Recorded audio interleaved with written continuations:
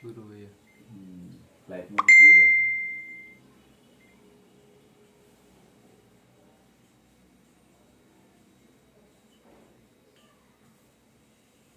Newtonian বলবিদ্যা।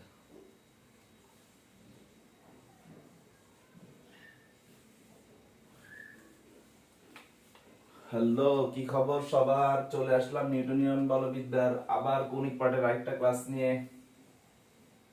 তো আমরা দীর্ঘ একটা বিশাল জার্নি পার করছি জড়তার ভ্রামকের সাথে। তো এই জড়তার ভ্রামকটা আসলে আমি তোমাদেরকে ক্লাসেই বলেছিলাম, আবারও আজকে বলি কেন আমরা জড়তার ভ্রামকটা শিখেছি। আমি যদি আমাদের আসলে গতিটাকে আপাতত দুইটা পার্টে বিভক্ত করে যদি কথা বলি, একটা হচ্ছে রৈখিক আর একটা হচ্ছে কৌণিক। রৈখিকটা হচ্ছে নরমাল সোজা রাস্তা দিয়ে যে আমরা গতিটা দেখতে পাই, যেমন আমি হাঁটতেছি, এটা আমার রৈখিক।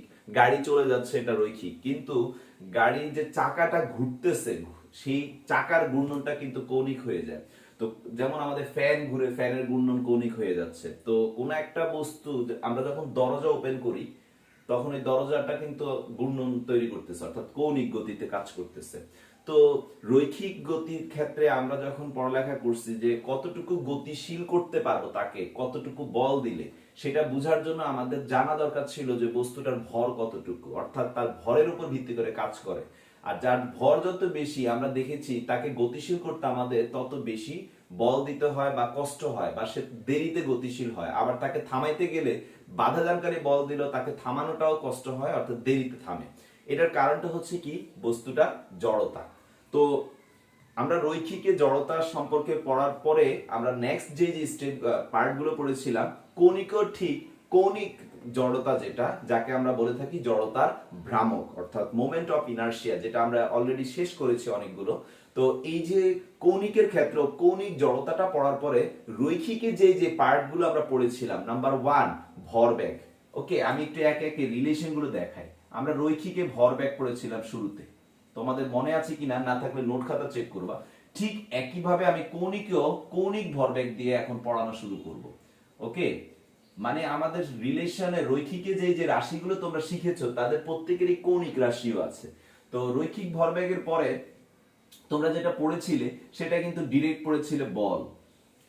তো বল, এখানে আমরা সেটাকে বলবো হচ্ছে কৌণিক বল, মানে আসলে এক কথা যাকে আমরা বলে থাকি টর্ক। ওকে, টর্ক সম্পর্কে আমরা পড়ব। তো টর্ক, এবং আমরা এখানে আরো একটা জিনিস পড়বো যাকে বলা হয় দ্বন্দ্বের ভ্রামক। দ্বন্দ্ব জিনিসটা কি আমি আলোচনা করব। তো মানে বল পড়ার পরে এটা আমরা পড়তে হবে। এরপরে আমরা যেটা পড়েছিলাম, সেটা কি পড়েছিলাম তোমাদের যদি মনে থাকে, যে আমরা বল পড়ার পরে কিন্তু বেসিক্যালি নিউটনের 3টা সূত্র পড়েছিলাম, যে গতি বিষয়ক নিউটনের 3টা ফর্মুলা। সেম একই রকম ভাবে আমাদের এখানেও গতি বিষয়ক নিউটনের আমাদের কৌণিক গতির ক্ষেত্রে ফর্মুলা আছে। তো আমাদের সেই ক্ষেত্রে এখানে আমরা কি পড়ছিলাম, যে স্যার গতির সূত্র। তো গতির সূত্রগুলো রৈখিকে যেমন আছে, কৌণিকেও তেমন আছে, সেম স্টাইলে।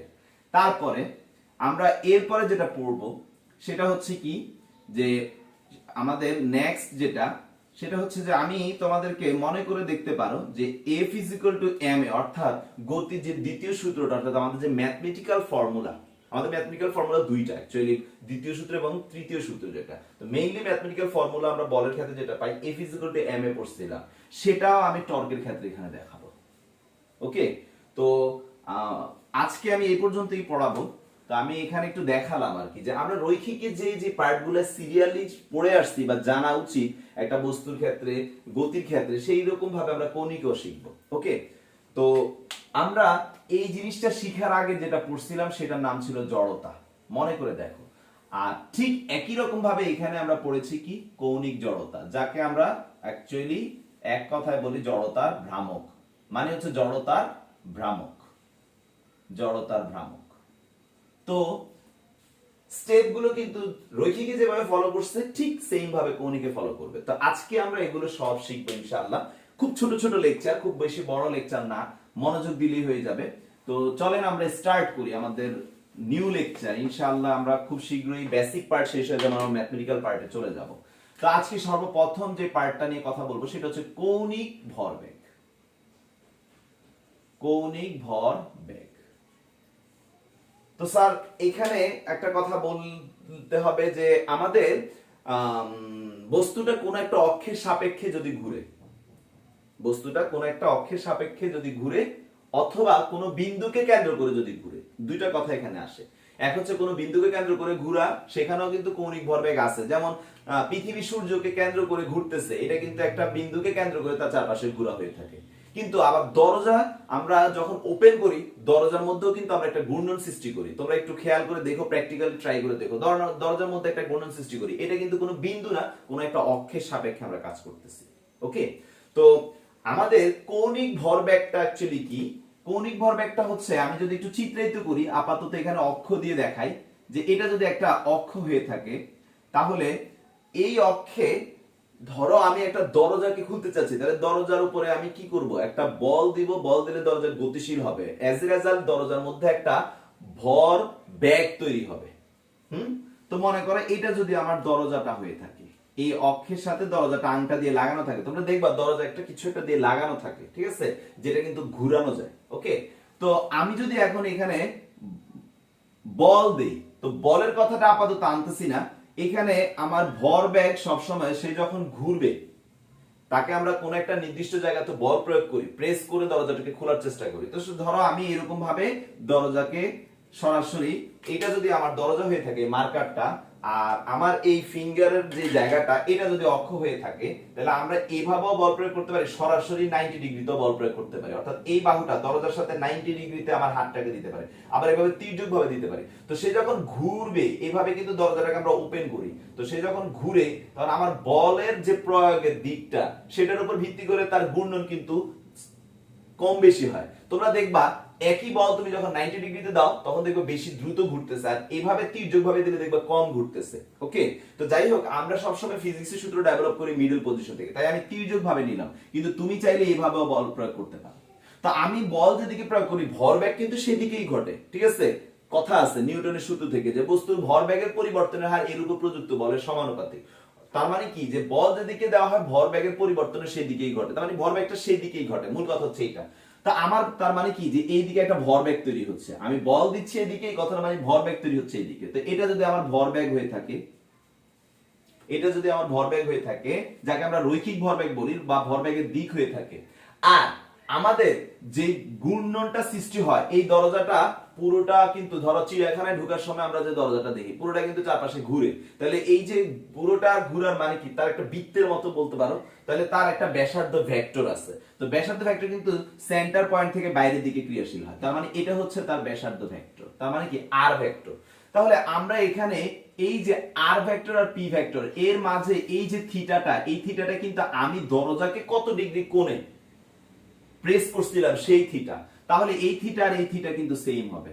এখন কথা হলো স্যার, এই যে সম্পর্কটা, এইখানে আমরা যখন এটাকে ঘুরাই, তখন এই আর এবং পি, এই আর এবং পি এর যে সম্পর্কটা আসে, সেটা হচ্ছে কি, যে স্যার আমি আসলে টর্কটাকে আগে পড়াইলে আপনাদের সুবিধা হইতো, কিন্তু টর্কটা পরে পড়াবো সিরিয়ালি, আমরা ভরবেগটাকে বুঝাই। তো এইখানে যে লেকচারটা দিচ্ছি, সেম লেকচারটাই টর্কের জন্য। তো এই যে আমার ভরবেগের জন্য আমি যে বলটা প্রয়োগ করছি, অর্থাৎ বল যেদিকে ভরবেগ সেদিকে যে বলটা প্রয়োগ করছি, সেটা সাথে সাথে এই যে ঘূর্ণনটা, সেখানে তার বিপরীত দিকেও একটা বল তৈরি হয়। বিশ্বাস না হইলে কেউ যদি প্র্যাকটিক্যাল করতে চাও, বাসার কাউকে বলবা দরজাটা ধাক্কা দেওয়ার জন্য, আর ওই যে দরজার যে চিপাটা আছে ওখানে তোমার আঙ্গুলটা রাখো, তাহলে তুমি টের পাবা যে আসলে কি বল তৈরি হয় কিনা। সে আস্তে বল দিলে তোমার আঙ্গুলে দেখবা আস্তে আসতেছে, সে জোরে প্রেস করলে তোমার আঙ্গুলে জোরে আসবে। তো এটা ট্রাই করবা, এটা don't try this at home বলবো না, ট্রাই করবা, একটু ব্যথা পাইলে শিখতে পারবা। তো যাই হোক, তো এই যে এইদিকে একটা বিপরীতমুখী বল আর এইদিকে একটা, এই দুইজনের মাঝে যে ডিসটেন্সটা, এটাই হচ্ছে আমাদের এই বল দ্বয়ের মধ্যবর্তী লম্ব দূরত্ব। তো আমাদের এইখানে সংজ্ঞাতে যেটা বলা হয়, সেটা হচ্ছে ভরবেগ। আমরা নরমালি কি জানি, বস্তুর ভর এবং বেগের গুণফলকে আমরা ভরবেগ বলে থাকি রৈখিকের ক্ষেত্রে। আর কৌণিকের ক্ষেত্রে ভরবেগ বলতে যেটা বলা হয়, সেটা হচ্ছে বস্তুর ভর এখানে আসতেছে না, এখানে আসতেছে বস্তুর রৈখিক ভরবেগ। তার মানে কি, এই যে এইটা রৈখিক ভরবেগ, বস্তুর রৈখিক ভরবেগ এবং বস্তুর যে ব্যাসার্ধ ভেক্টর, এই দুইজনের ক্রস গুণফলকে বলা হয় কৌণিক ভরবেগ। স্যার ক্রস গুণ কেন? আসলে সেটা দেখানোর জন্য আমি এখানে বলতেছি যে আমাদের এখানে আসলে মেইন ডিসটেন্স বলতে কিন্তু এটা ব্যবহার হবে না। ডিসটেন্স বলতে বল দ্বয়, মানে আমি যেদিকে বল দিচ্ছি তার বিপরীত বল এদিকে তৈরি হচ্ছে, তাহলে এই ডিসটেন্সটা ব্যবহার করা হয়। তো এটা যদি আর হয় আর এটা যদি থিটা হয়, তার মানে এটা লম্ব, তার মানে এটার নাম হচ্ছে আর সাইন থিটা। তো আমাদের মেইন বিষয় যেটা সেটা হচ্ছে এ আর সাইন থিটার গুণফলকে নিয়ে কাজ করা হয়। অর্থাৎ আমাদের ব্যাসার্ধ বলতে আমরা এইটাকে বুঝবো, মানে ডিসটেন্স বলতে আমরা এটাকে বুঝবো। আমি যে বলটা দিছি সেই বলের দ্বারা যে ঘূর্ণনটা তৈরি হবে, ওই বলের উপর ভিত্তি করে যে ব্যাসার্ধটা কল্পনা করা হবে সেই ব্যাসার্ধটুকু হচ্ছে আর সাইন থিটা। আমরা এটাকে ব্যবহার করব না। কিন্তু আমি যদি এটাকে এইভাবে তির্যক না করে এইভাবে প্রয়োগ করি, তাহলে কিন্তু সেই ক্ষেত্রে আর বলো আর আর সাইন থিটা বলো দুইটা সমান হয়ে যাচ্ছে। তাহলে ভাইয়া সংক্ষেপে আবারও বলি, আমরা যে ডিসটেন্সটাকে ব্যবহার করব অর্থাৎ ব্যাসার্ধ হিসেবে যাকে ব্যবহার করব সেটা হচ্ছে আমি যেখানে বল দিচ্ছি সেই বলের জায়গাটা আর আমার বলের কারণে যে অক্ষের মধ্যে যে আরেকটা বল তৈরি হচ্ছে, মোচড় বলি এটাকে, আমি একটু পরে পড়াবো দ্বন্দ্বটা, সেই দ্বন্দ্ব এই দুইটা বলের মাঝে যে ডিসটেন্সটা আমাদের অরিজিনাল ডিসটেন্স হচ্ছে সেটা, আর অরিজিনাল ব্যাসার্ধ বললো সেটাকেই বলতে হবে। তাহলে সেই ব্যাসার্ধ হচ্ছে এই ব্যাসার্ধটা। তো এটা যদি হয়ে থাকে তাহলে আমাদের মূল যে সংজ্ঞাটা, বইয়ের সংজ্ঞাটাতে এত কথা বলে নাই, এগুলো সব আমি টর্কে এক্সপ্লেন করলে দেখবা যে তোমাদের ক্লিয়ার হয়ে যাচ্ছে। তো আমাদের কৌণিক ভরবেগের যে সূত্রটা সেটা দিয়েছি কি, L vector is equal two, আমাদেরকে বলতেছে যে রৈখিক ভেক্টর এবং রৈখিক ভরবেগ এবং ব্যাসার্ধ ভেক্টর এই দুইটার ক্রস গুণফলকে আমরা বলে থাকি আমাদের কৌণিক ভরবেগ। তার মানে কি, যে R vector cross P vector এই দুইটার ক্রস গুণফলকে আমরা বলে থাকবো কৌণিক ভরবেগ। সংজ্ঞাটা এভাবেই তোমাদের পরীক্ষার হলে যদি আসে কৌণিক ভরবেগ কাকে বলে, এক কথায় বলবা রৈখিক ভরবেগ এবং ব্যাসার্ধ ভেক্টরের, বা কোন একটা বস্তু রৈখিক ভরবেগ এবং ব্যাসার্ধ ভেক্টরের ক্রস গুণফলকে আমরা বলে থাকি আমাদের কৌণিক ভরবেগ। ক্রস গুণফল কেন? কারণ আমি যে ডিসটেন্সটা ব্যবহার করব, যে এখন সূত্রটা লিখবো, এটা কিন্তু আমাদের সাইনে আসতেছে, কারণ অ্যাঙ্গেল বাড়লে তার ভরবেগের মান বাড়তেছে, অ্যাঙ্গেল কমলে ভরবেগ কমে যাচ্ছে, তার মানে কি সে সাইনকে ফলো করতেছে, তাই ক্রস। তো আমাদের এখানে তাহলে এটা হচ্ছে আমাদের ফর্মুলা ভেক্টর পদ্ধতি। তোমাদের ভেক্টর পদ্ধতিতে দুইটা রাশি দিয়ে অঙ্ক সলভ করতে বলতে পারে। তারপরে এটাকে আমরা বা কি লিখতে পারি, আর পি। তো এখানে আমরা এটাকে এইভাবে লিখব যে পি আর সাইন থিটা। ওকে, পি আর সাইন থিটা, আর পি সাইন থিটা, এটা নিয়ে আসলে এই ক্ষেত্রে আমরা ঘড়ি কাটার দিক বিপরীত দিকে এত টেনশন করতে হবে না। তো এরপরে তো আর পি সাইন থিটা বা পি আর সাইন থিটা দিলাম। তো যদি আমি বৃত্তাকার পথে গতিশীল কোন বস্তুর কথা বলি যার কেন্দ্র হচ্ছে সেন্টার পয়েন্ট এরকম একটা সাপেক্ষে যদি বলি, সেই ক্ষেত্রে ব্যাসার্ধ ভেক্টর আর ভরবেগ এই দুইজনের মধ্যে, এই যে আমাদের ব্যাসার্ধ ভেক্টর এদিকে ভরবেগের স্পর্শক বরাবর, তাহলে সবসময় 90 ডিগ্রি কাজ করতেছে। ভরবেগ এই বরাবর, ব্যাসার্ধ ভেক্টর এইদিকে, ভরবেগ এই বরাবর, ব্যাসার্ধ ভেক্টর এইদিকে, তাহলে সবসময় কিন্তু সেই ক্ষেত্রে 90 ডিগ্রি কাজ করতেছে। তো ওই ধরনের ক্ষেত্রে L ইজ ইকুয়াল টু হবে sin 90 ডিগ্রি হয়ে গেলে আমরা আর পি বলে থাকবো। আচ্ছা, এটাকে আর পি দিই, sin থিটা। ওকে, তো আমাদের যে ব্যাপারটা আসতেছে সেটা তাহলে কি আসতেছে, যে L is equal to R P. এখন স্যার আর সাইন থিটা বা এই যে এই উপাংশের যে ব্যাপারটা আসতেছে, আমরা ক্রস গুণনে কিন্তু সবাই পড়ে আসছি যে ক্রস গুণনের যে কনসেপ্টটা, A vector cross B vector, এটার কনসেপ্ট হচ্ছে এ বি সাইন থিটা। এটার মূল যে কনসেপ্টটা এখানেও কিন্তু সেম কনসেপ্টই ব্যবহার হচ্ছে। তো আমি আর আগে বললে আর পি সাইন থিটা হবে, পি আগে বললে পি আর সাইন থিটা হবে, সেটা সমস্যা না। আমাদের ওদের মধ্যবর্তী কোণের সাইন নিতে হবে, অর্থাৎ আর এবং পি এই দুজনের মধ্যবর্তী কোণের কোণটা নিতে হবে, সাইন নিতে হবে। তাহলে আমরা মধ্যবর্তী কোণের সাইন নিয়ে করলে আর পি সাইন থিটা আসতেছে। তো আমাদের কৌণিক ভরবেগের তার মানে ফর্মুলাটা কি আসতেছে, যে স্যার কৌণিক ভরবেগের ফর্মুলাটা আসতেছে L is equal to rp sin theta। এখন p মানে কি, p মানে হচ্ছে m v আর r, তার মানে আমরা কৌণিক ভরবেগ L is equal to mv আরো বলতে পারি। আবার তোমরা আরো জানো যে আমি রৈখিক বেগ না দিয়ে যদি কৌণিক বেগ দিয়ে দেই, তাহলে m থাকলো m এর জায়গায়, v is equal to কি ওমেগা r, তার মানে ওমেগা r into r, তার মানে কি m ওমেগা r স্কয়ার বলতে পারো। এখন স্যার ওমেগারও তো আরো অনেক কিছু জানি, পর্যায়কাল দিয়ে জানি, কম্পাঙ্ক দিয়ে জানি, সেগুলো আর এক্সপ্লেন করতেছি না, তোমরা জানো, সো দরকার নাই। ওমেগার পর্যায়কাল দিয়ে হলে 2π/t আর কম্পাঙ্ক দিয়ে হলে 2πf এভাবে আসবে। কিন্তু এখানে আরো একটা রিলেশন আমরা আনতে পারবো।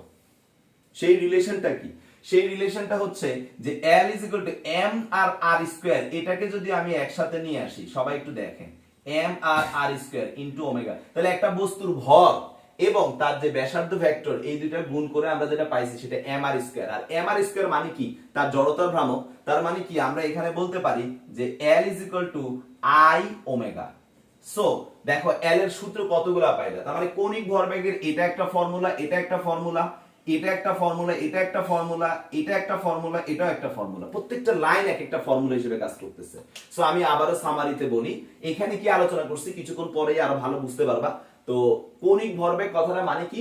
কৌণিক ভরবেগ কথাটা মানে হচ্ছে রৈখিক ভরবেগ এবং যে বস্তুটার কৌণিক ভরবেগ বের করতে চাচ্ছি সেই বস্তুটার যে ব্যাসার্ধ ভেক্টর, এই দুইটার ক্রস গুণফলকে বলা হয় কৌণিক ভরবেগ। আমি আবারো বলি, ব্যাসার্ধ ভেক্টর এবং তার যে রৈখিক ভরবেগ, এই দুইটার গুণফলকে বলা হয় কৌণিক ভরবেগ, যাকে আমরা বলে থাকি L vector is equal two R vector cross P vector. এখন এখান থেকে আমরা যদি ভেক্টর রাশিটাকে নরমালি মানে রূপান্তর করি, তাহলে কি হবে? L is equal two RP sin theta. এখন এই RP sin থিটার মধ্যে যদি আমি অনুসিদ্ধান্ত হিসেবে বলতেছি, যদি বৃত্তাকার পথে ঘূর্ণনশীল বস্তুর কথা বলে থাকি, তাহলে কিন্তু কনফার্ম আমাদের থিটা 90 ডিগ্রি। আর এমনিতে না হয় সকল ক্ষেত্রে থিটার মান দেয়া থাকতে হবে। বাট বৃত্তাকার পথে ঘূর্ণনশীল বস্তুর কৌণিক ভরবেগ বললে তোমরা যেটা কিনা একটা সেন্টারের সাপেক্ষে ঘুরতেছে, সেই ক্ষেত্রে এটা লিখে রাখবা, কিন্তু সেই ক্ষেত্রে কিন্তু তার সর্বদা ব্যাসার্ধ ভেক্টর এবং রৈখিক ভরবেগের যে দিক, এই দুইটার মধ্যবর্তী কোণ সর্বদা থাকে 90 ডিগ্রি। সেই ক্ষেত্রে সে যদি 90 ডিগ্রি হয়, তাহলে থিটার জায়গায় আমরা 90 ডিগ্রি বসালে আমাদের কি চলে আসে? L ইজ ইকুয়াল টু শুধু RP। এখন P কথাটা মানে কি? P কথাটা মানে হচ্ছে mv, তাহলে আমরা এটাকে লিখতে পারি mvr। আর mvr এটা কিন্তু m রৈখিক মান, r ব্যাসার্ধ, v হচ্ছে রৈখিক বেগ। এখন প্রশ্নে যদি আমাদেরকে রৈখিক বেগ না দিয়ে কৌণিক বেগ দেয়, তাহলে সেই ক্ষেত্রে আমরা কিভাবে কৌণিক ভরবেগ বের করব? তো সেই ক্ষেত্রে আমরা জানি কৌণিক বেগ দেয়া থাকলে কৌণিক বেগের সাথে রৈখিক বেগের সম্পর্ক হচ্ছে v is equal two omega. তাহলে এখানে ওমেগা আর চলে আসতেছে।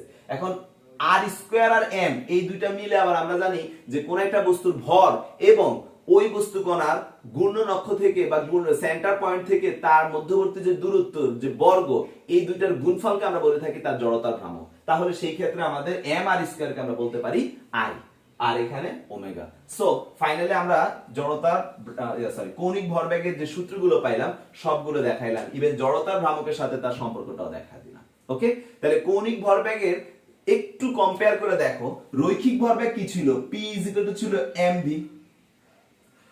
কৌণিক ভরবেগে দেখো, P এর জায়গায় কৌণিকের ভরবেগকে আমরা L দ্বারা প্রকাশ করি, আর রৈখিকে যাকে m বলতাম, কৌণিকে কিন্তু তাকে আমরা I বলে থাকি। রৈখিকে যাকে v বলি, কৌণিকে তাকে আমরা ওমেগা বলে থাকি। তাহলে দেখো তো সেম ফর্মুলা চলে আসছে। ওকে, তাহলে এটাই হচ্ছে আমাদের কৌণিক ভরবেগের সূত্র এবং বিভিন্ন রাশির সাথে তার সম্পর্ক। তো আশা করি সবাই কৌণিক ভরবেগটা বুঝতে পারছো। তো চলো এখন আমরা কৌণিক ভরবেগের পরে যে জিনিসটা আমরা শিখব, সেটা হচ্ছে যে আমাদের এইখানে এখন বল সম্পর্কে আমরা ধারণা নিব। বল জিনিসটা কি? বল বলতে আমরা কি বুঝি? আমরা রৈখিকে বল বলতে বলছি যে এমন একটা রাশি যে রাশিটা বস্তু কি সৃষ্টি করে? গতির পরিবর্তন করে। কিন্তু কৌণিকে আমরা যেভাবে সংজ্ঞাটা দিব, সেটার আগে একটা জিনিস একটু শিখতে হবে, যে দুটি বলের দ্বারা, একটু প্রশ্নত মাথা নিয়ে আসি, তো দুটি বলের দ্বারা ভারসাম্য সৃষ্টি, এই বিষয়টা স্যার কি? বিষয়টা কি নিয়ে আলোচনা করতেছেন? এটা একটু খুব মজার একটা বিষয়। ধরো এটা একটা লাঠি, জাস্ট লাইক এই মার্কার। এখন এই মার্কারে আমি এই নিচ থেকে একটা বল দিলাম, উপর থেকে একটা বল দিলাম, মার্কারটা কিন্তু স্থির হয়ে আছে। ওকে, এবং বল দুইটা সম পরিমাণ দিয়েছি। আমরা এখানে সম পরিমাণ বল নিয়ে কথা বলবো। কিন্তু এখন যদি এইখানে একটা বল আর এইখানে একটা বল হয়, তাহলে কিন্তু এটা ঘুরতে থাকবে, ঠিক আছে? অর্থাৎ এইটা দিবে এদিকে বল, এটা দিবে এদিকে বল, তখন সে ঘুরতে থাকবে। তার মানেটা হচ্ছে যে আমি যদি এই দুইটা বল দিয়ে একটা বস্তুকে ভারসাম্য আনতে চাই, তাহলে বল দুইটা অবশ্যই কি হইতে হবে? এক নাম্বার, বল দ্বয়ের মান সমান হইতে হবে। বল দ্বয়ের মান সমান হতে হবে। দুই নাম্বার কি? বল দ্বয়ের মান সমান হইল। দুই নাম্বার কথা যেটা খুব ইম্পর্টেন্ট যেটা সেটা হচ্ছে যে বলদ্বয় পরস্পর বিপরীতমুখী হতে হবে। ওকে, বলদ্বয় পরস্পর বিপরীতমুখী হতে হবে। তিন নাম্বার যে কথাটা সেটা হচ্ছে স্যার বল দুইটা সমান হইলো কেন, আমি এখান থেকে দুইটা বল সমান দিতে পারি, তো দুইটা একই দিকে দিলে এটা উপরের দিকে চলে যেতে থাকবে, তার মানে সে সাম্যাবস্থা নেই, মানে স্থির নেই। তাহলে কি বলছি দ্বিতীয় কথাটা যে বিপরীতমুখী হয়ে যাবে, তার মানে এবার এই যে দুইটা দুই পাশ থেকে আসলো বা এখান থেকে আসলো বা এখান থেকে আসলো, কিন্তু এখান থেকে যখন এটা বল এদিকে কাজ করবে আর এটা উপর দিকে কাজ করবে, এই জিনিসটা কিন্তু এইভাবে ঘুরতে থাকবে। ওকে, আবারও বলি এই জিনিসটা আমি দুই দিক থেকে দিলে তোমরা বাসায় ট্রাই করে দেখো, এটা ঘুরতে থাকবে। ওকে, তার মানে সেই স্টেবল নেই। তার মানে কি দাঁড়াচ্ছে যে আমাদের আরো একটা কিছু লাগবে তাকে স্টেবল করতে, এবং সেটা হচ্ছে বল দুইটা, আমি যদি রেড মার্কার দিয়ে দেখাই তাহলে দেখতে পাবা যে বল দুইটা একই লাইন বরাবর ক্রিয়াশীল হইতে হবে। তার মানে তিন নাম্বার কথা, বল দ্বয় একই রেখা বরাবর ক্রিয়াশীল হতে হবে। সো খেয়াল করো ভালো করে যে আমি একটা বস্তুর উপরে দুইটা বল প্রয়োগ নিয়ে কথা বলছি, যে দুইটা বল দিব, এই বল দুইটা দিয়ে বস্তুটাকে স্থির রাখা লাগবে। এখন আমি বল দুইটাকে যদি যে কোনো পজিশনে দিই তাহলে কিন্তু সে স্থির হবে না। এক, বল দুইটার মান যদি কম বেশি হয়, স্যার নিচেরটা একটু কম উপরটা বেশি দিচ্ছি, তার মানে কিন্তু সে কিছুটা ঝুঁকে যাবে, মানে একটু অ্যাঙ্গেল হয়ে যাবে। ওকে, তার মানে জিনিসটা সোজা না থেকে এভাবে থাকবে, কারণ একজনের বেশি আরেকজন একটু কম। তো পুরোপুরি ভারসাম্যে রাখতে হলে আমাদের বল দ্বয়ের মান এক নাম্বার সমান আসতে হবে। এখন স্যার বল সমান দিলেই কিন্তু সে স্থির হবে না, কারণ আপনি বল দুইটাকে একই দিক থেকে যদি দেন তাহলে তো হবে না, তাই বল দুইটা পরস্পর বিপরীত হইতে হবে। এখন স্যার বল দুইটা বিপরীত হইলেই কিন্তু সে স্থির হবে না, কারণ বিপরীত দিক থেকে দিলে সে এইভাবে ঘুরতে থাকবে, আমি এই দিক থেকে দিচ্ছি একটা, এই দিক থেকে একটা দিচ্ছি, এটা এইভাবে ঘুরতে থাকবে। সো আমাদেরকে এমন একটা কাজ করতে হবে যাতে না ঘুরে, তাহলে আমাদের ভ্যানিশ করাইতে হবে। তাহলে বল দুইটা একটা আরেকটাকে ভ্যানিশ করতে পারে, একটা উপর থেকে কাজ করবে সেম লাইন বরাবর, আরেকটা নিচ থেকে কাজ করবে, নিউটনের তৃতীয় সূত্রের মতো করে আমরা বলতে পারি। তাহলে সেই ক্ষেত্রে আমাদের বল দুইটা কিন্তু একই লাইন বরাবর ক্রিয়াশীল হতে হবে। তাহলে এই মুহূর্তে আমার বস্তুটা ভারসাম্যে আছে। তাহলে এখন এটা তো ভারসাম্যের কথা বললাম, বাট আমরা এখন বস্তুকে ভারসাম্য চাচ্ছি না, আমি চাচ্ছি বস্তু ঘুরাইতে। তো তোমরা দেখো এখানে কি করলে ঘুরানো গেছে, সেটা হচ্ছে যে এই পয়েন্টটাকে যদি আমি মুছে দেই, মানে একই লাইন বরাবর যদি না রাখি তাহলেই কিন্তু বস্তু ঘুরবে। তার মানে আমার এই দুইটা পয়েন্টকে ফলো করলে আমার বস্তুটা খুব সুন্দরভাবে ঘুরতে থাকবে। তার মানে কি বল দ্বয়ের মান সমান হতে হবে আর বল দ্বয় পরস্পর বিপরীতমুখী হতে হবে। তাহলে এইবার যদি এমন হয়, সো আমি যদি এই দিক থেকে একটা বল প্রয়োগ করি আর এই দিক থেকে একটা বল প্রয়োগ করি, তখন এদের মধ্যে একটা বিষয় লক্ষ্য করা যায়, সেটা হচ্ছে যে মোচড় খায়।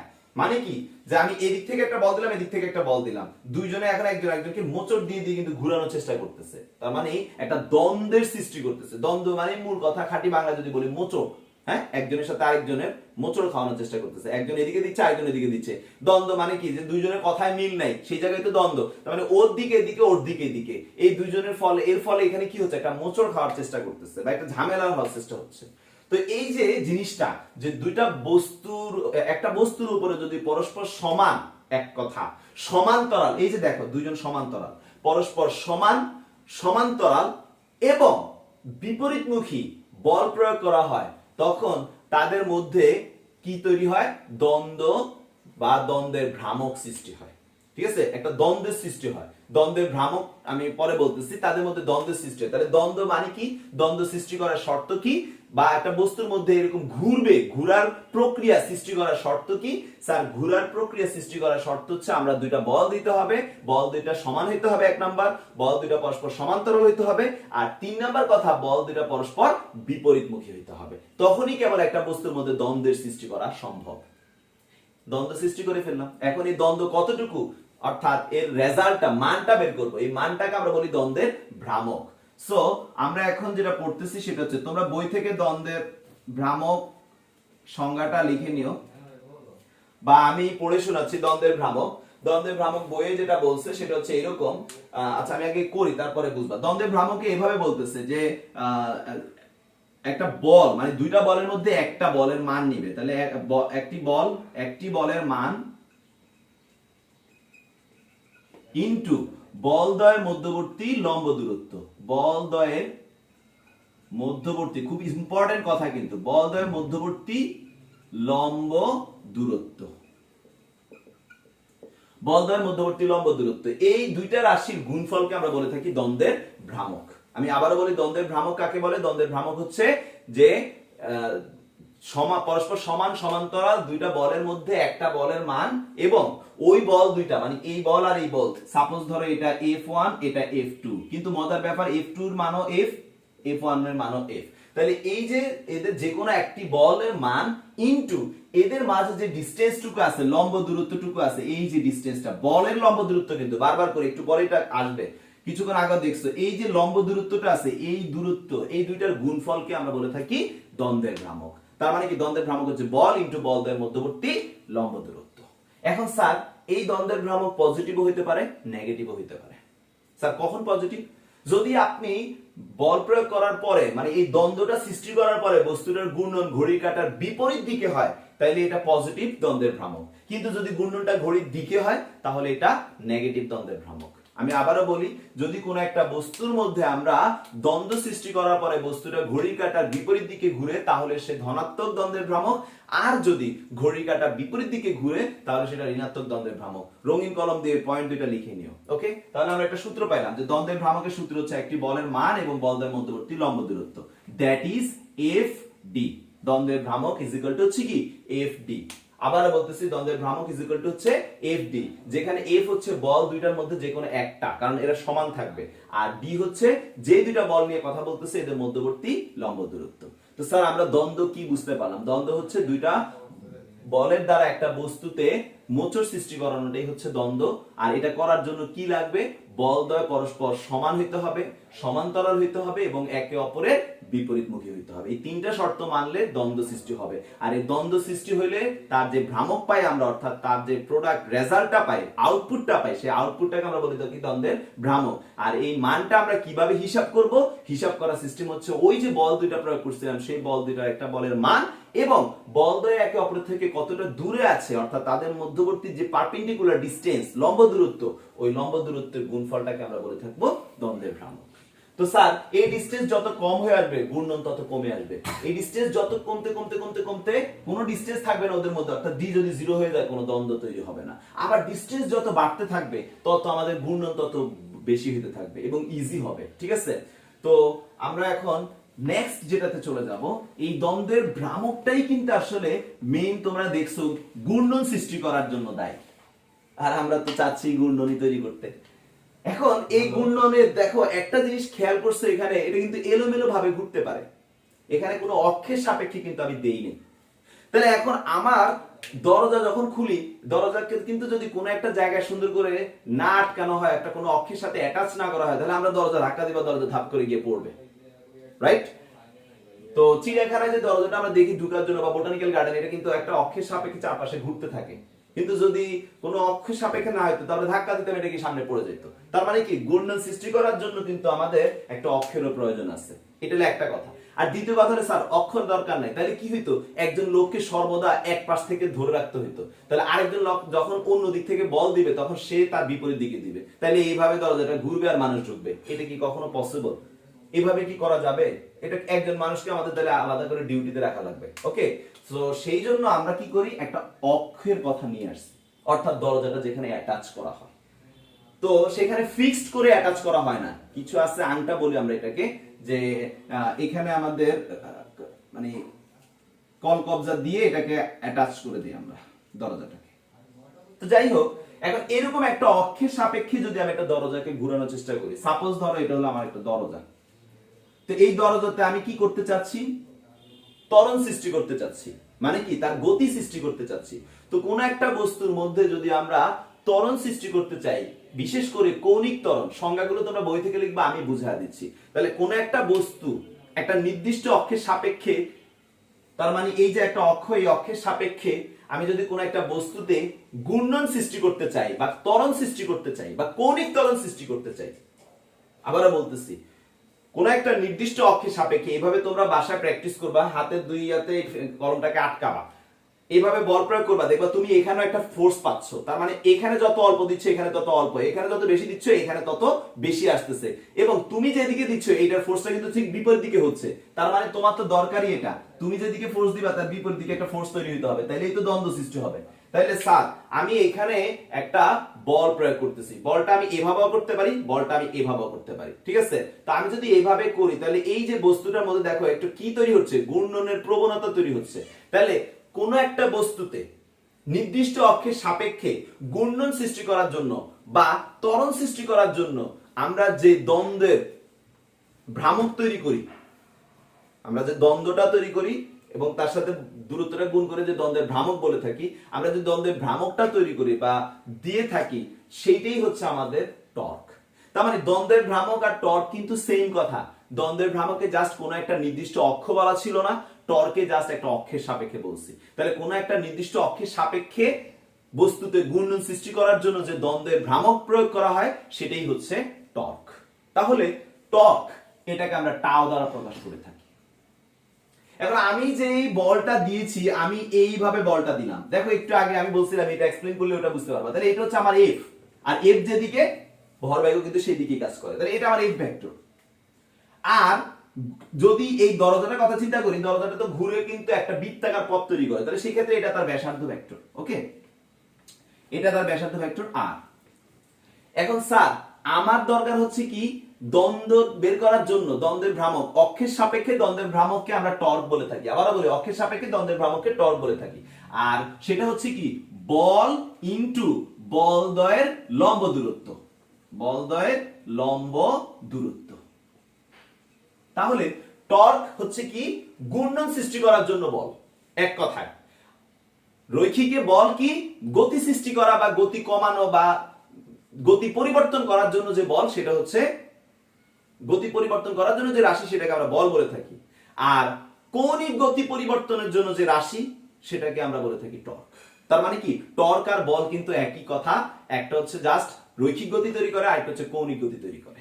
তার মানে তোমাদেরকে যদি আমি বলি কৌণিক গতি তৈরি করতে হবে, তাহলে কি তোমরা বল দিবা না টর্ক দিবা? সবাই এক কথা বলবে হ্যাঁ বলই দিব, কিন্তু সেটা সিস্টেম হয়ে টর্কে পরিণত হয়ে যায়। ওকে, সেই সিস্টেমটা কি সেটা একটু দেখেন। এই যে বলই দিছেন আপনি, জাস্ট বলটা কত দূরের থেকে দিছেন সেটার উপর ভিত্তি করে গুণ হয়ে সেই নতুন একটা রাশি হয়ে গেছে, নাম হচ্ছে টর্ক। তার মানে বল ইনটু বল দ্বয়ের মধ্যবর্তী লম্ব দূরত্ব। এখন স্যার আমি তো বল দিলাম একটা, আরেকটা কই? কিছুক্ষণ আগেও বলছি যে আপনি যেদিকে বল দিবেন, আপনার যেখানে অক্ষের মধ্যে লাগানো সেখানে কিন্তু অপোজিট দিকে একটা বল তৈরি হবে, এবং এটা কতটুকু এটা বোঝার জন্য আমি তাও বলে দিছি যে একটু কষ্ট করতে হবে তোমাদের মধ্যে, কেউকে একটু স্যাক্রিফাইস করতে হবে একটা পেইন। একজন দরজাটাকে আস্তে আস্তে আস্তে করে খুলবে, আরেকজন কি করবে, দরজার চিপায় হাত রাখবে, তাইলে বুঝতে পারবে খোলা এবং বন্ধ হওয়ার মধ্যে সে কি পরিমাণ বল অনুভব করতে পারে। ঠিক আছে, তখনই সে বুঝবে যে আসলে বিপরীত দিকে একটা বল তৈরি হচ্ছে কি হচ্ছে না। ওকে, তাহলে স্যার আমি যে বলটা বিপরীত দিকে তৈরি হচ্ছে, আমি যেহেতু এদিকে দিয়েছি, তার পরস্পর সমান এবং সমান্তরাল এই দিকে একটা বল তৈরি হবে, যেটা আমরা দেখতে পাই না। তো এই যে সমান এবং সমান্তরাল একটা বল তৈরি হইলো, এই বল দুইটার মধ্যবর্তী লম্ব দূরত্ব নিশ্চয়ই কি, আমরা যদি টানি এইটা লম্ব দূরত্ব। ওকে, তো এটা যদি আমাদের লম্ব দূরত্ব হয়, এটা যদি আমাদের আর হয়, আর আমি যে বলটা প্রয়োগ করছি সেটা ব্যাসার্ধ ভেক্টরের সাথে যে অ্যাঙ্গেলটা তৈরি করছে সেটা হচ্ছে থিটা, বা এইদিকে যদি ব্যাসার্ধ ভেক্টর বলে থাকি থিটা, তাহলে স্যার ব্যাসার্ধ ভেক্টর কিন্তু আমাদের পরীক্ষার হলে কিন্তু ব্যাসার্ধ ভেক্টরটাই দেয়া থাকবে। তাহলে আমাদের ব্যাসার্ধ ভেক্টর কিন্তু সরাসরি অঙ্কে কখন অ্যাপ্লাই হইতেও পারে, নাও হইতে পারে। কখন হবে, যখন এই দরজাটাকে আমি এভাবে ধাক্কা না দিয়ে সরাসরি এইভাবে দিচ্ছি, তখন কিন্তু বলটাও এইভাবে তৈরি হবে। আমি লাল কালিতে দেখাচ্ছি, যদি আমি তির্যকভাবে বল প্রয়োগ না করে আমি যদি সরাসরি বল প্রয়োগ করতাম, তাহলে এটাও কিন্তু সরাসরি ক্রিয়াশীল হতো, তখন কিন্তু লম্ব দূরত্ব আমার ওই আরই হয়ে যেত। ওকে, তো এখন তাহলে স্যার আমি এভাবে করব না, আমি তির্যকভাবে যদি করে থাকি তাহলে লম্ব দূরত্ব আমাদের বের করতে হবে। তো এটা যদি আর হয়, তো স্বাভাবিকই এটা আমাদের অতিভুজ হিসেবে কাজ করতেছে, কারণ কোণের বিপরীত যেটা সেটা লম্ব, এটা হচ্ছে লম্ব, আর এটা লম্ব দূরত্ব আমরা বলেও দিচ্ছি। এটা আমাদের স্বাভাবিকই ভূমি হিসেবে আচরণ করতেছে। যদি এটা ভূমি এটা হয়, তাহলে আমাদের সাইন থিটার সাথে অতিভুজের সাথে একটা সম্পর্ক আছে। সেটা কি, যে sin theta is equal two লম্ব বাই অতিভুজ, মানে অতিভুজ। তো অতিভুজ এখানে আর লম্ব এখানে আমরা জানি না, তাহলে আমাদের এই যে লম্ব, সেই লম্বের মানটা আসতেছে কত, আর sin থিটা, মানে এই যে অংশটা মোটা করে কালো করে যেটা, এটা আর sin থিটায় পরিণত হচ্ছে। এই আর sin থিটা অ্যাঙ্গেল বাড়তে বাড়তে বাড়তে বাড়তে বাড়তে যখন এভাবে আসবে 90 ডিগ্রি হবে, তখন থিটার জায়গায় আমরা 90 ডিগ্রি বসাইলে সেটা sin 90 ডিগ্রি মান 1, মানে পুরোটা হয়ে যাচ্ছে আর। তাহলে ফর্মুলাটা কি আসতেছে, যে tau is equal to sir r, sorry হ্যাঁ, F R sin theta, tau is equal to F R sin theta. তো sir tau is equal to F R sin theta, অনেকে আর এফ আগে পরে নিয়ে টেনশন করতেছে, ওটা নিয়ে টেনশনের কিছু নাই।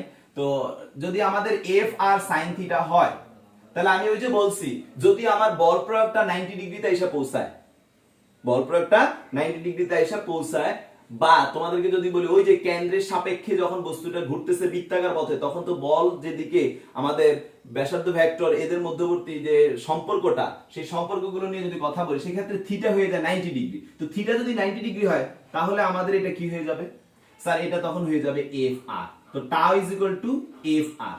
এখন স্যার কখন আমরা এটা ব্যবহার করব, কখন এটা, এই কোশ্চেনটা আমাকে অনেকে প্রায় করে থাকে, অঙ্কে অবশ্যই দেখাবো, বাট এখানে বলি, তোমাকে যদি অ্যাঙ্গেল প্রশ্নে দেয়া না থাকে, তাহলে তুমি কোত্থেকে অ্যাঙ্গেল বের করবা?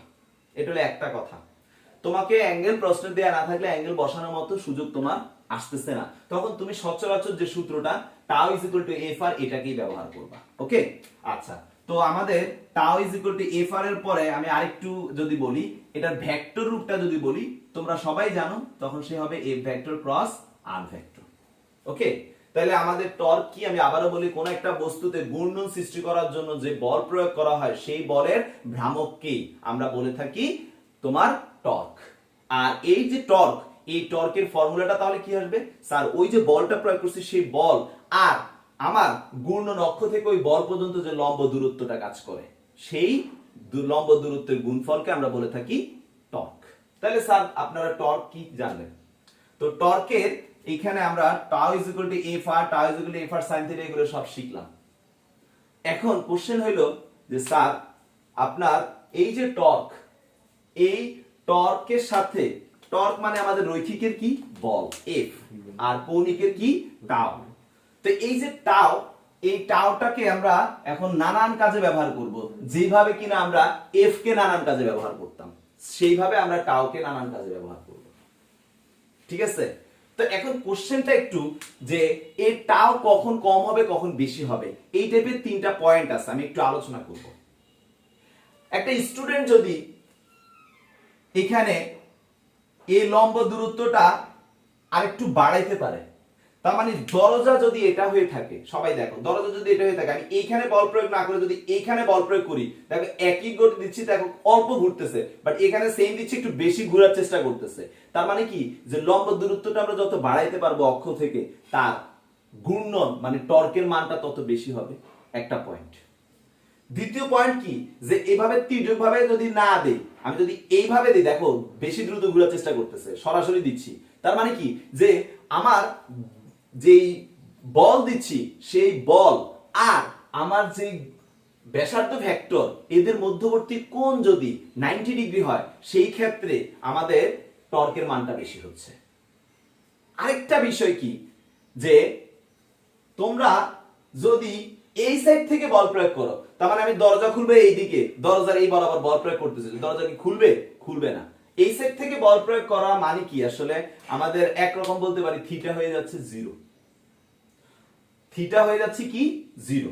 আমি যদি এই দিক থেকে বল প্রয়োগ করি, তার মানে থিটা জিরো হওয়া মানে কিন্তু আমার এখানে এই মানটা জিরো হয়ে যাচ্ছে, আর এই মানটা জিরো হওয়া মানে পুরো জিরো হয়ে যাচ্ছে। তার মানে আমরা যদি কোনো অ্যাঙ্গেল না প্রয়োগ করে বল প্রয়োগ করি, তাহলে সেই ক্ষেত্রে কোনো ঘূর্ণন সৃষ্টি হবে না। তার মানে ঘূর্ণন সৃষ্টি করার জন্য আমাদেরকে অ্যাঙ্গেল দিতে হবে। অ্যাঙ্গেল যত বাড়বে, বাড়বে বলতে আবার কত, 90 ডিগ্রি পর্যন্ত যদি চিন্তা করি, তাহলে যত বাড়বে, বাড়তে বাড়তে বাড়তে বাড়তে 90 ডিগ্রিতে গেলে সর্বোচ্চ হচ্ছে এই বৈশিষ্ট্যটা কার, সাইনের। তার মানে সব দিক থেকে আমরা সার্বিকভাবে প্রমাণই পাই যে আমাদের টর্কও এক ধরনের ক্রস গুণফলের প্রোডাক্ট। ওকে, তাহলে টর্ক সম্পর্কে আমরা জেনে গেলাম। তাহলে আমরা আজকে কি কি জানলাম, আমরা কৌণিক ভরবেগ জানলাম, তারপরে আমরা এখন এরপরে জানছি দুইটা বলের প্রয়োগ একটা বস্তুকে কিভাবে ভারসাম্যে আনা যায়। এখন ভারসাম্য না সৃষ্টি করে যদি ঘূর্ণন সৃষ্টি করতে হয় তাহলে কি কি শর্ত প্রয়োগ করতে হবে, অর্থাৎ দ্বন্দ্বের ভ্রামক শিখলাম। আর দ্বন্দ্বের ভ্রামকের উপরে যখন একটা শর্ত দেয়, কি শর্ত, যে দ্বন্দ্বের ভ্রামকটা যদি একটা নির্দিষ্ট অক্ষের সাপেক্ষে হয় তাহলে সেটাকে আর দ্বন্দ্বের ভ্রামক না বলে আমরা কি বলে ফেলি, টর্ক বলে ফেলি। তাহলে টর্ক আর দ্বন্দ্বের ভ্রামক কিন্তু একই জিনিস, বাট তফাৎ একটাই, একটা অক্ষের সাপেক্ষে আর একটা অক্ষের সাপেক্ষে ছাড়া, মানে অক্ষ ছাড়া। তো স্যার এখন আপনাদেরকে আমি বলছি বারবার করে যে রৈখিকের সাথে কৌণিকের সম্পর্ক মিলায় মিলায় আমি পড়াচ্ছি, সেই ক্ষেত্রে এটাকে আগে পড়ায় কৌণিক ভরবেগ পড়াইলে বেশি ইজি হইতো, কিন্তু এটাকে আমি পরে পড়াইছি মিলায় পড়ানোর জন্য, বাট একই কথা, সমস্যা নাই। তো এখন আমরা যেটাতে চলে যাব, আজকে আমি দেখতে দেখতে এখন সূত্রগুলোতে আসছি। তো সূত্রগুলোর কথা যদি বলি, আমাদের 1 নাম্বার সূত্র আমি পড়ে শোনাই, তোমরা শুনলেই বুঝতে পারবে আমাদের আগের সূত্রগুলো আর এগুলা সব সেম। তো আমাদের কৌণিক ভরবেগ সম্পর্কিত নিউটনের যে সূত্রগুলো সেগুলো কি বলছে, আমরা নিউটনের প্রথম সূত্রটাকে যদি বলি, বাহ্যিক কোনো বল প্রয়োগ না করলে স্থির বস্তু স্থিরই থাকবে আর গতিশীল বস্তু সুষম গতিতে যেভাবে চলতেছিল সেভাবে চলতে থাকবে, এই কথাটাই তো সারমর্ম। কৌণিকের ক্ষেত্রে বল বলতে কি, টর্ক, তার মানে কথাটা বাহ্যিক বল না হয়ে বাহ্যিক টর্ক হবে। তার মানে কি, সংজ্ঞাটা এরকম যে কোনো বস্তুর উপরে বাহ্যিকভাবে কোনো টর্ক ক্রিয়াশীল না হলে স্থির বস্তু স্থির থাকবে আর ঘূর্ণনরত বস্তু সুষম কৌণিক, ওই যে সুষম গতিতে বলছি এখানে আবার সুষম কৌণিক গতিতে ঘুরতে থাকবে, তার মানে সেম কথা। দ্বিতীয় সূত্রটা আমরা কি পড়ছিলাম, নিউটনের গতির সূত্র, আর এটা নিউটনের কৌণিক গতি সূত্র পড়তেছি। তো নিউটনের গতি দ্বিতীয় সূত্র ছিল যে বস্তুর ভরবেগের পরিবর্তনের হার এর উপর প্রযুক্ত বলের সমানুপাতিক, আর বল যেদিকে ক্রিয়া করে বস্তুর ভরবেগের পরিবর্তন সেদিকে ঘটে। তাহলে এখানে এসে কৌণিক গতি সূত্র কি হবে, স্যার বস্তুর কৌণিক ভরবেগের পরিবর্তনের হার। তার মানে প্রত্যেকটা জায়গায় আমরা কথাগুলো জাস্ট কৌণিকে কনভার্ট করতেছি। কৌণিক ভরবেগের পরিবর্তনের হার এর উপর প্রযুক্ত বলের সমানুপাতিক না বলে আমরা বলবো টর্কের সমানুপাতিক। তার মানে বস্তুর কৌণিক ভরবেগের পরিবর্তনের হার এর উপর প্রযুক্ত টর্কের সমানুপাতিক। ওকে, তারপরে কি, যে আমাদের টর্ক যেদিকে ক্রিয়া করবে তার পরিবর্তন সেদিকে করবে, একই কথা। আচ্ছা, এরপরে 3 নাম্বার সূত্র কি ছিল, যে প্রত্যেক ক্রিয়ারই একটি সমান এবং বিপরীত প্রতিক্রিয়া আছে। তো এখানে আমাদের প্রত্যেক ক্রিয়ামূলক টর্কেরই একটি সমান এবং বিপরীত প্রতিক্রিয়ামূলক টর্ক আছে। ওকে, তো স্যার সূত্রগুলো পড়ে শোনালাম, মানে কি স্যার একই তো কথা, জাস্ট একটু চেঞ্জ। এখন আমরা এই 3টা সূত্রের মধ্যে থেকে একটা সূত্রের প্রমাণ কিন্তু প্র্যাকটিস করেছিলাম। কি প্রমাণ প্র্যাকটিস করেছিলাম, আমি ক্যালকুলাস পদ্ধতিতে দেখাবো, আর নরমাল একটা পদ্ধতি যেটা আমরা নরমালি যেটা চিন্তা করি আর কি, যে একটা বস্তুর মধ্যে ধরো নরমালি আমরা যদি চিন্তা করি, এটা যদি একটা বস্তু হয় আর আমি যদি ঘূর্ণন তৈরি করি, বিভিন্ন কণা আছে এখানে, তো আমি যদি এই কণাটার কথা চিন্তা করি তাহলে তার কৌণিক ত্বরণ কি হবে, আলফা। যে আলফার পরিবর্তন মানে কৌণিক ত্বরণ, আমি তো তাকে ঘূর্ণন সৃষ্টি করার চেষ্টা করব, তার মানে কি তার কৌণিক ত্বরণ চেঞ্জ করার চেষ্টা করব বল প্রয়োগ করে, কারণ বল দিলে তো তার চেঞ্জ হবে।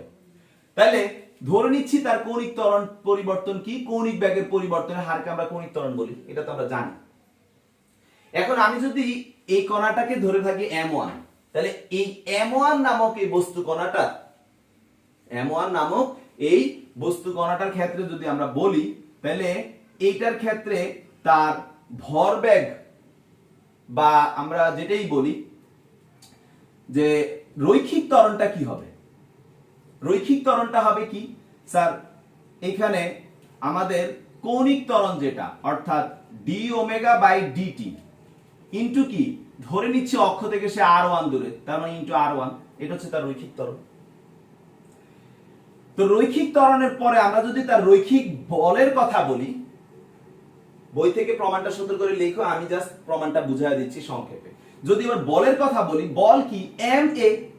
এখন এম এ কথাটা মানে কি, এম ইনটু এ মানে কি sir, D omega divide by DT into r1, right? এটা হলো রৈখিক বল। এখন স্যার এই বস্তুটার আমরা কি রৈখিক বল জানতে চাচ্ছি না টর্ক জানতে চাচ্ছি? টর্ক। তাহলে টর্ক কি হবে স্যার? টর্ক হবে রৈখিক বল যেটা F আর এই বস্তুটার অক্ষ থেকে যে ডিসটেন্স অর্থাৎ লম্ব দূরত্ব F আর। তাহলে স্যার F মানে কি sir m into d omega, আমি m1 দিয়ে দিচ্ছি, এটা a1, এটা আলফা 1, এটা f1, তাহলে f1 r1, তাহলে d omega divide by dt, এটা ডি ওমেগা 1 দিয়ে দিলাম m1 r1, তাহলে এটা আমাদের f1 গেল ইনটু আরেকটা r1। তাহলে ফাইনালি দেখো দুইটা r1 আসলো, তার মানে কি m1 r1 square into D omega 1 divide by dt। তো স্যার m1 r1 স্কয়ার মানে কি আমরা জানি ভর এবং মধ্যবর্তী দূরত্বের বর্গ গুণফল, এটাকে বলি i মানে i1, আর এই ডি ওমেগা 1 বাই dt এটা মানে কি আলফা 1, তার মানে কি i1 আলফা 1। তার মানে টর্কের আমরা একটা সূত্র বুঝলাম, টাউ 1 i1 আলফা। তাহলে এরকম কি প্রত্যেকটা কণা টাউ 1 টাউ 2 টাউ 3 টাউ 4 এইভাবে আসবে। তার মানে কি tau tau 1 tau 2 tau 3 tau 4 dot dot dot dot dot tau n। তাহলে এটা সামেশন করলে আমাদের টোটাল টাউ আসবে, সেটা কি আমাদের i আলফা। তাহলে আজকে থেকে আমরা নিউটনের গতির দ্বিতীয় সূত্রের প্রমাণ যেমন পড়ছিলাম F ma, F ছিল রৈখিকের বল আর এটা হচ্ছে কৌণিকের বল। m ছিল রৈখিকের ক্ষেত্রে ভর মানে জড়তার যে জিনিসটা, কৌণিকে সে হলো জড়তার ভ্রামক। রৈখিকে যাকে m বলি, কৌণিকে তাকে i বলি। আর এই যে রৈখিকের ত্বরণ, এই যে কৌণিকের ত্বরণ, তার মানে দেখো সেম ভাবে আসছে। তার মানে দেখো সূত্রগুলোর কিন্তু একটা সুন্দর রিলেশন আছে রৈখিক এবং কৌণিকের। একটা স্টুডেন্ট রৈখিক জানলে কৌণিক এমনি বের করতে পারে। তো স্যার এই হচ্ছে আমাদের টর্কের টাউ i আলফা। এটা সাধারণভাবে প্রমাণ দেখাইলাম আমি, কিন্তু তোমাদেরকে আমি এখন কিন্তু ক্যালকুলাস স্টাইলে দেখাই। তো আমি যদি ক্যালকুলাস স্টাইলের কথা বলতে যাই তাহলে কিভাবে দেখাবো? ক্যালকুলাস পদ্ধতিতে যদি আমরা করি তাহলে সেই ক্ষেত্রে আমরা নিউটনের দ্বিতীয় সূত্রটা কি বলতেছে সেই কথাটাকে একটু ফলো করব। আমি ক্যালকুলাস পদ্ধতিতে দেখাচ্ছি। নিউটনের দ্বিতীয় সূত্র বলতেছে বস্তুর কৌণিক ভরবেগের পরিবর্তনের হার। এই কথাটার মানেটা আসতেছে যে টাউ ইজ ইকুয়াল টু বা টাউ সমানুপাতিক dl ডিভাইডেড বাই dt। আমরা যদি ভেক্টর পদ্ধতিতে দেখাই তাহলে যে ভেক্টর রূপ ওকে। এখানে আমরা ধ্রুবক যেটা ব্যবহার করব সেটা একক বলের কনসেপ্ট অনুযায়ী বাদ দিয়ে দিব। তাহলে tau vector is equal two k into dl। এই l কে আমরা যদি ভাঙি, তোমরা অলরেডি জানো p ভেক্টর। l মানে কি ছিল? যে আমাদের p vector r vector, vector রূপে যদি আমরা বলি। ওকে, তো আমাদের আচ্ছা ভেক্টর রূপে একটু পেঁচায়া যাবে তোমাদের জন্য, সহজ করেই দেখাই। ভেক্টর ভাবে চিন্তাও করতে পারো, সমস্যা নেই। d dt of l বা tau is equal two k into l। l মানে কি? pr, মানে আমরা অ্যাঙ্গেলটাকে 90 আকারে ধরে চিন্তা করতেছি, তো এই জন্য ভেক্টর রূপটাকে আমরা অ্যাপ্লাই করলাম না, মানটা নিয়ে কথা বলতেছি, তাই পরে আমরা ভেক্টর সাইন দিয়ে দিব, সমস্যা নেই। তাহলে tau is equal two k একক, তাই এটাকে আমরা বাদ দিয়ে দিলাম। এখানে p আর r এর মধ্যে r তো চেঞ্জ হবে না, ধ্রুবক হিসেবে কাজ করবে। ব্যাসার্ধ ভেক্টরের মান সর্বদা সেম থাকবে। তাহলে আমাদের যেটা আসছে সেটা হচ্ছে dp বাই dt বা tau is equal two r, আর এর জায়গায় থাকুক। এই রৈখিক ভরবেগের পরিবর্তনের হার কি? এর উপর প্রযুক্ত বলের সমানুপাতিক, মানে কি f। তাহলে আমাদের কি আসছে? fr। তাহলে টাউ ইজ ইকুয়াল টু আমরা পাইলাম fr। এখন f এই কথাটা মানেটা কি? fr আমরা কিন্তু অলরেডি প্রমাণ এর আগে দেখে আসছি। f কথাটা মানে কি স্যার? m a, আমাদের m a এখানে r। a মানে কি স্যার? a মানে হচ্ছে আমাদের কৌণিকের ক্ষেত্রে আমরা যদি বলি সেটা হচ্ছে কি স্যার? Alpha r। তাহলে আমাদের দেখো রিলেশনগুলো ক্লিয়ার থাকতে হবে, কনসেপ্ট ক্লিন থাকতে হবে। তাহলে এই যে r r m, এই জিনিসটাকে আমরা কি বলতে পারি? mr square into alpha. তাহলে mr স্কয়ার মানে কি? i, আর এটা হচ্ছে আলফা। তাহলে আমাদের কি চলে আসে? Tau is equal to i alpha. তাহলে এই যে আমরা ক্যালকুলাস কনসেপ্ট থেকেও প্রমাণ করলাম যে আমাদের টর্কের মান হচ্ছে i আলফা। তাহলে আজকে পর থেকে আমরা এগুলো ক্লিয়ার থাকবো। তো আজকে আমি শুধু মেইন সূত্রটা লিখতেছি। আজকে আমরা কি কি সূত্র শিখছি? l ইজ ইকুয়াল টু আমাদের pr, আমরা তারপরে কি শিখেছি? l is equal to i omega, তারপরে আমাদের দ্বন্দ্বের ভ্রামকের টাউ ইজ ইকুয়াল টু আমরা কি শিখেছি? fr, আর টাউ ইজ ইকুয়াল টু আরেকটা শিখেছি i আলফা। তো এই হচ্ছে আমাদের মেইন সূত্রগুলো। তো আজকে এই পর্যন্ত থাকুক, ইনশাআল্লাহ বাকিটা আগামী ক্লাসে হবে। আল্লাহ হাফেজ। স্টপ করো।